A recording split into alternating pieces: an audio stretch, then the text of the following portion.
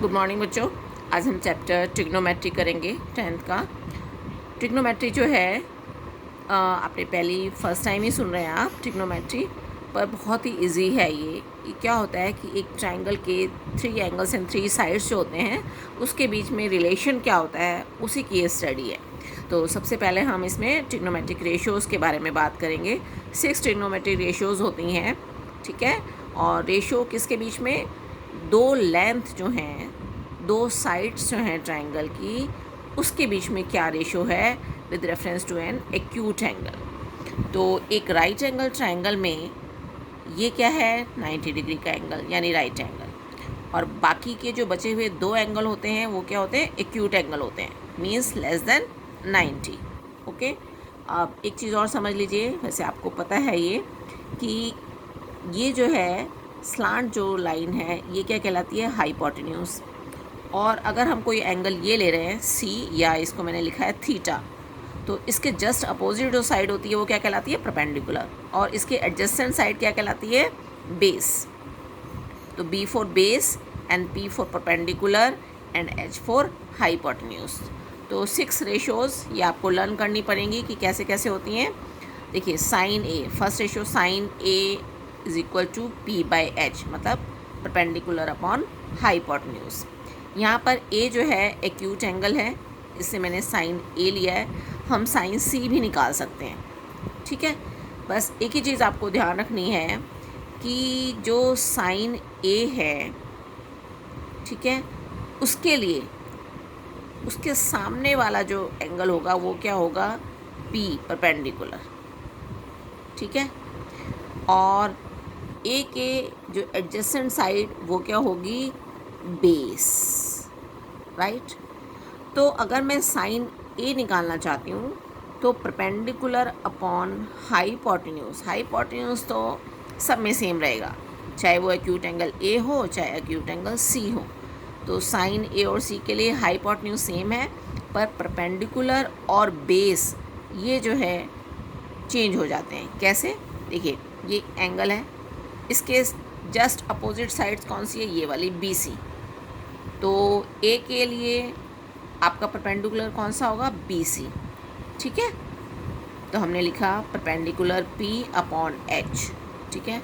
फिर cos A, cos A क्या होता है, बेस अपॉन हाइपोटेन्यूज, इसीलिए ए के जो एडजेसेंट साइड होती है वो उसकी बेस होगी, तो हम बेस अपॉन हाइपोटेन्यूज। ऐसे ही बहुत ही आसान है, इसको याद भी करना आपको, sine A P by H, cos A B by H, tan A P by B. और इसका जब हम उल्टा कर देंगे तो कॉसेक ए, साइन का उल्टा, देखिए पी बाई एच था, ये क्या आ गया, H by P. Sec A, cos का उल्टा, ये बी बाई एच है, ये क्या हो गया, एच बाई बी। और फिर कॉट ए, टेन का उल्टा, ये पी बाई बी है, ये बी बाई पी। क्लियर है। बस आपको ध्यान क्या रखना है कि आपका एंगल कौन सा है, साइन ए के लिए कौन सा पी होगा, परपेंडिकुलर कौन सा होगा, और हाइपोटेन्यूज, हाइपोटेन्यूज तो सबके लिए सेम है, ठीक है। चलिए अब जो है क्वेश्चन नंबर 1 पे आइए। In a triangle A B C, angle B is 90 degree, if 15 cot A is 8, find sine A sec A. तो कभी भी आपको जब एंगल दे रखा होगा कोई भी, तो आपको सबसे पहले ध्यान रखना कि जो 90 डिग्री का कौन सा है, बी 90 डिग्री का है, तो डायग्राम बनाते समय आप बी यहाँ पर बनाएंगे, ठीक है। ये नहीं कि बी आप यहाँ लिख दो या ए बी इधर लिख दो, ठीक है। ध्यान रखना जो 90 डिग्री का है वो यहाँ पर आएगा, राइट एंगल इस पे, और ए और सी आप कहीं पर भी लिख सकते हैं, क्लियर। इसके बाद आपको इसमें निकालना क्या है, आपको जो है ना कॉट ए दे रखा है, 6 रेशोज़ में से कॉट ए एक रेशो आपको दे रखी है, तो कितनी बची हैं, 5 रेशोज़ बची हुई हैं, ठीक है। तो इस क्वेश्चन में अभी तो हमें सिर्फ 2 रेशो निकालने के लिए बोला है, साइन ए और सेक ए, पर हम सभी निकाल सकते हैं जैसे जैसे क्वेश्चन में कहा होगा। तो चलिए किस तरीके से स्टार्ट करना है। सबसे पहले दिया था 15 cot A is equal to 8, इस 15 को मैं नीचे ले गई, 8/15 हो गया, ठीक है। और कॉट ए के का फॉर्मूला आपको याद होना चाहिए, ठीक है। कॉट ए क्या होता है, B upon P, base upon perpendicular. तो हमने यहाँ पर सामने लिख दिया बेस अपॉन परपेंडिकुलर। तो मुझे क्या पता चल गया कि 8 जो है वो बेस है और परपेंडिकुलर क्या है, 15। क्लियर। अब आप डायग्राम बनाएंगे ए के लिए परपेंडिकुलर कौन सी होती है साइड? ए के सामने वाली साइड, ठीक है। ए के सामने वाली साइड क्या होती है? परपेंडिकुलर। और बेस क्या होता है? उसके नीचे वाला, ठीक है। चलिए, अब बेस जो है वो क्या है? 8, तो मैंने बेस यहाँ 8 लिख दिया, ठीक है। और ये क्या है? परपेंडिकुलर, तो ये 15। क्लियर है बात? तो इसके बाद आप देखिए, हाँ जी, A B is equal to 8K। अभी मैंने 8 क्यों नहीं लिखा डायरेक्टली, और यहाँ 15 क्यों नहीं लिखा? ये K क्यों लगा दिया? ठीक है, वो इसलिए लगाया है क्योंकि ये क्या है? रेशो है। कॉट ए जो है 8/15 का क्या मतलब है कि कुछ भी नंबर हो, ये काटने के बाद लास्ट में ना स्मॉलेस्ट फॉर्म में ये 8/15 बच रहा है। तो ये 16 और ये 30 भी हो सकता है ना। काट के हमारा ये आया है 8/15।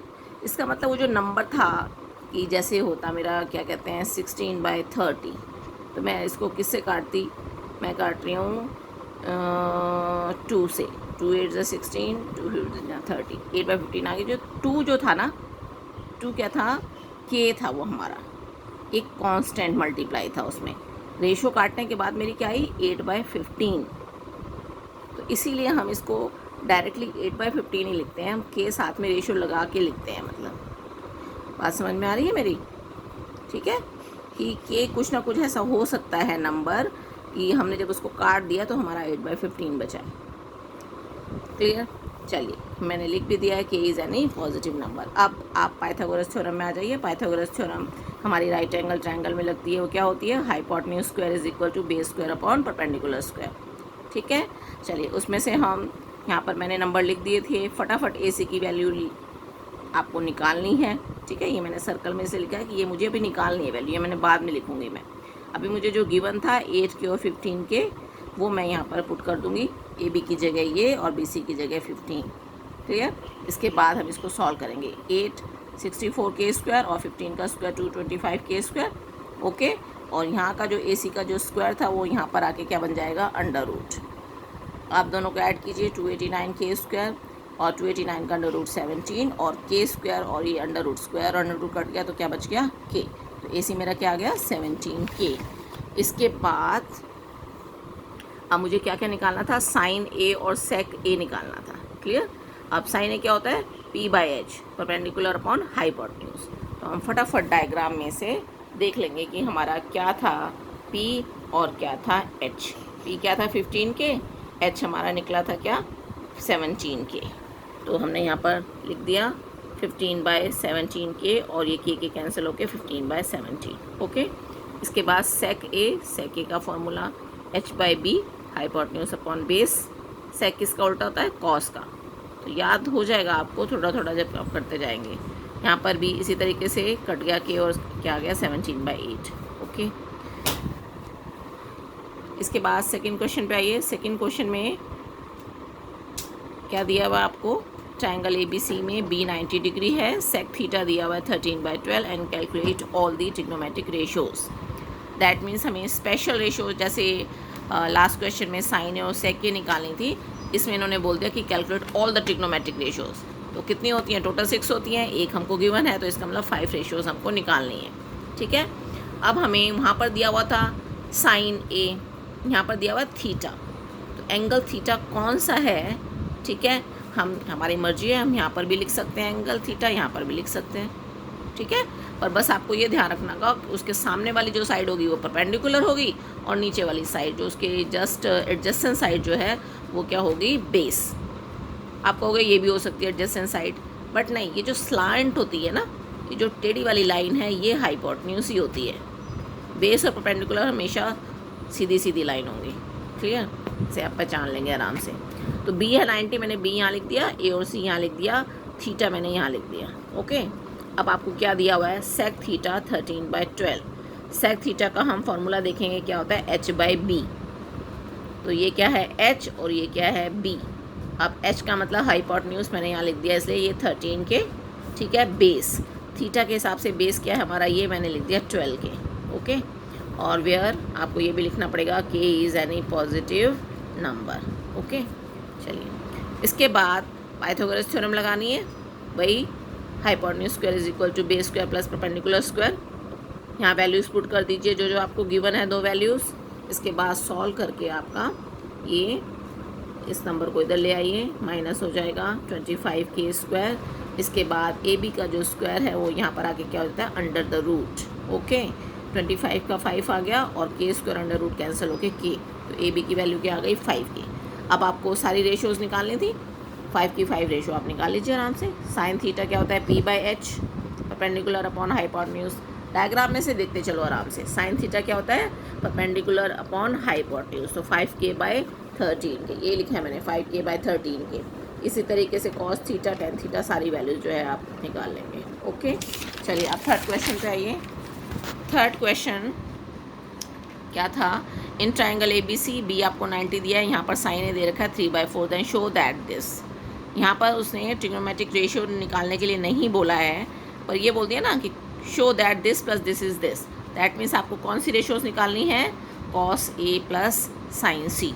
ओके, तो वही आपको डायग्राम बनाना है, पाइथागोरस थ्योरम अप्लाई करनी है और दोनों चीज़ें आपको निकाल लेनी है। मेरे ख्याल से आप ये कर लेंगे, ठीक है। सॉल्व करते जाना बेटा।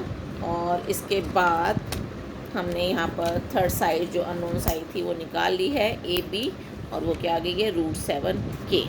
इसके बाद आपको कॉस ए प्लस साइन सी जो निकालना था, तो आपने कॉस ए क्या होता है, b/h। अब आप ध्यान देंगे ज़रा, यहाँ पर कॉस ए था, यहाँ पर साइन सी था, ठीक है।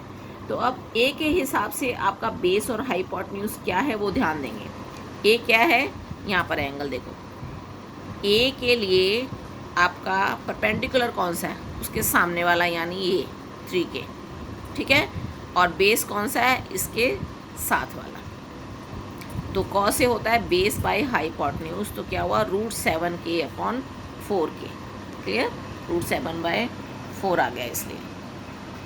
दूसरी चीज़ आपको निकालनी थी साइन सी। अब सी एंगल यहाँ पर है, तो आप ये नहीं कह देंगे कि भाई इसके लिए तो ये था परपेंडिकुलर, तो इसके लिए भी यहाँ पर परपेंडिकुलर नहीं। सी के जो सामने वाला है बेटा, सी के जस्ट अपोजिट जो होती है साइड, वो होती है इसके लिए परपेंडिकुलर। क्लियर। अब आपको साइन लिखना था, साइन क्या होता है, परपेंडिकुलर अपॉन हाइपोटेन्यूज, ठीक है। अब सी के लिए परपेंडिकुलर जो है वो लिखेंगे आप।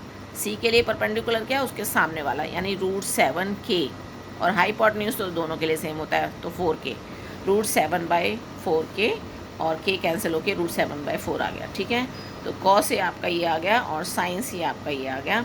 और उसके बाद जो था आपको ये निकालना था कि क्या वैल्यू आएगी, कॉस ए प्लस साइन सी, तो दोनों आपने ऐड कर दिया।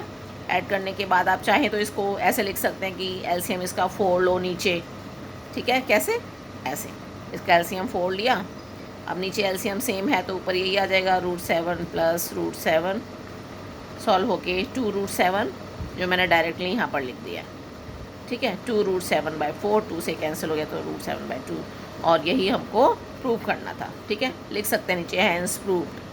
चलिए क्वेश्चन नंबर 4। क्वेश्चन नंबर 4 क्या था, in figure find tan p minus cot r if PQ is this, PR is this and Q is 90 degree. That means आपको क्या बनाना है, एक ट्राइंगल बनाना है PQR, और क्या ध्यान रखना है कि Q जो है वो कहाँ पर बनना है आपका, जहाँ पर 90 डिग्री का एंगल है। बाकी P और R कहीं भी लिख सकते हैं। तो हमने क्या डायग्राम बना दिया इस तरीके से, Q यहाँ 90, P और R यहाँ पर 90, ये साइड जो गिवन थी वो लिख दी। इसका मतलब थर्ड साइड जो है आपको निकालनी है। तो थर्ड साइड आप कैसे निकालेंगे, वही पाइथागोरस प्रमेय आपको यूज़ करनी है। Clear. Hypotenuse square is equal to perpendicular square plus base square, ये आपने लिख दिया, यहाँ वैल्यूज पुट कर दी। इसके बाद 13 स्क्वायर 169, 12 स्क्वायर 144, इधर ले जाइए माइनस हो जाएगा, 25 आ गया। और QR कैसे आ गया आपका, √25 मीन्स 5। ओके, चलिए अब आपको क्या निकालना था, हमें निकालना था find tan p minus cot r। तो tan p ये रहा, ठीक है। अब P के लिए परपेंडिकुलर इसके जस्ट अपोजिट साइड, मतलब ये, और बेस कौन सा, इसके साथ वाला 12। तो tan p लिखा मैंने base by perpendicular by base, तो 5/12। ओके, इसके बाद cot r। cot वैसे क्या होता है, बेस अपॉन परपेंडिकुलर होता है ना, पर हमें r के लिए ध्यान रखना है। r के लिए बेस क्या है, r के लिए बेस है ये, इसके साथ वाला जो बेस होता है, सामने वाला क्या होता है परपेंडिकुलर। तो ये कितना हो गया, बेस अपन परपेंडिकुलर मीन्स कॉट क्या हुआ 5/12। ओके, मतलब दोनों की वैल्यू सेम आ गई। अगर ये tan p और ये cot p होता ना तो नहीं सेम आता है ना। ये tan p है और ये है cot r, ये विद रेफरेंस टू p है p और ये विद रेफरेंस टू r है। इसका मतलब एंगल सेम है, डिफरेंट है, इसलिए ये वैल्यूज़ आ गई अलग अलग। क्लियर। चलिए अब tan p minus cot r, कुछ भी हो सकता है, यहाँ प्लस भी दिया हो सकता है, माइनस भी दिया हो सकता है, कुछ और भी दे सकते हैं, नीचे भी डिवीज़न में भी कुछ भी दे सकते हैं। ये जो भी रिलेशन होगा वो हम इस तरीके से यहाँ पर वैल्यूज़ पहले निकाल लेंगे और रख लेंगे। ठीक है, ये दोनों सेम थी इसलिए आके 0 आ गया। राइट।